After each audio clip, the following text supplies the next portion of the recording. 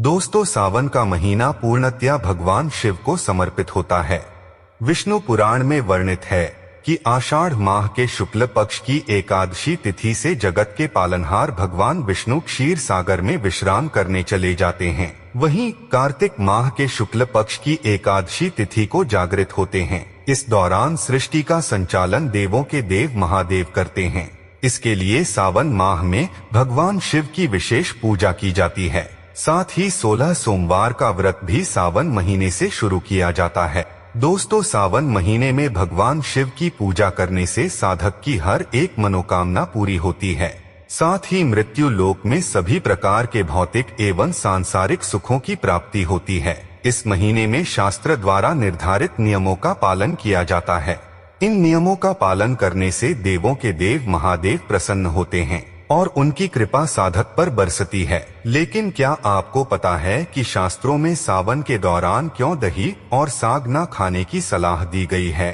तो आइए दोस्तों, इसके बारे में सब कुछ जानते हैं। चिरकाल में भगवान शिव ने माता सती के सतीत्व होने के बाद विवाह न करने का प्रण लिया था। तत्कालीन समय में तारकासुर ने ब्रह्मा जी की कठिन तपस्या की। कठिन तपस्या से प्रसन्न होकर तारकासुर को मनोवांछित वरदान प्रदान किया। इस वरदान के तहत तारकासुर को केवल और केवल भगवान शिव के पुत्र ही परास्त कर सकते थे। ब्रह्मा जी से वरदान पाकर तारकासुर बेहद शक्तिशाली हो गया। अपने बल से स्वर्ग लोक पर अधिपत्य स्थापित कर लिया। उस समय देवताओं ने कामदेव को भगवान शिव को मनाने का दायित्व दिया। हालांकि इस कार्य में कामदेव सफल नहीं हो सके। इस समय भगवान शिव की प्रतिक्रिया से मां पार्वती अप्रसन्न हो गई। मां पार्वती को ऐसा प्रतीत हुआ कि शिवजी ने उनका तिरस्कार किया है। इसका वर्णन कालिदास द्वारा रचित कुमार संभवम ग्रंथ में है। उस समय मां पार्वती ने भगवान शिव से विवाह करने का प्रण लिया।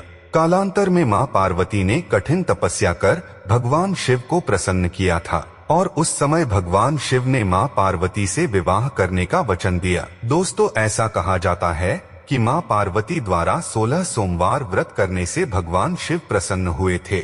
वहीं माता सती के सतीत्व होने के बाद भगवान शिव ने क्रोधित होकर भद्रकाली और वीरभद्र को राजा दक्ष के निवास स्थल कनखल में भेजा था, जहां वीरभद्र ने राजा दक्ष का वध कर दिया था। तब देवताओं ने भगवान शिव की प्रार्थना की। इससे प्रसन्न होकर भगवान शिव जी ने राजा दक्ष को अभय वरदान दिया। उस समय राजा दक्ष ने भगवान शिव से क्षमा याचना की और कनखल में निवास करने की याचना की।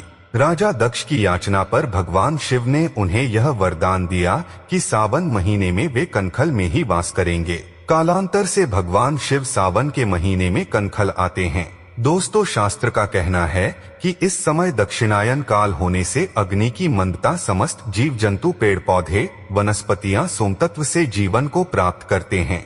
इस दौरान पेड़ पौधे एवं लताएं बढ़ते क्रम में रहते हैं और वहीं लताओं से बरसाती कीट पतंगे पराग या रस प्राप्त करते हैं।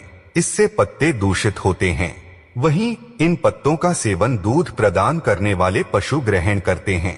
इसके चलते सावन महीने में साग और पशुओं द्वारा प्रदत्त दूध या दही के सेवन से स्वास्थ्य पर बुरा असर पड़ता है। इसके अलावा दही के सेवन से सर्दी, खांसी और जुकाम का भी खतरा बढ़ जाता है। इस समय में तापमान में भी असंतुलन रहता है, अतः सावन महीने में साग या दही का सेवन करने की मनाही होती है। दोस्तों, धार्मिक महत्व के अनुसार भगवान शिव को पूजा के समय बेलपत्र, भांग के पत्ते, पान के पत्ते समेत कई प्रकार के पत्ते अर्पित किए जाते हैं। वहीं दूध और दही से अभिषेक किया जाता है।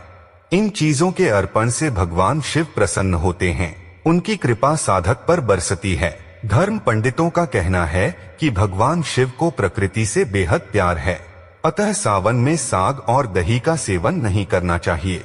तो दोस्तों, आज की वीडियो में बस इतना ही। मिलते हैं अगले वीडियो में, तब तक आप अपना ध्यान रखिएगा।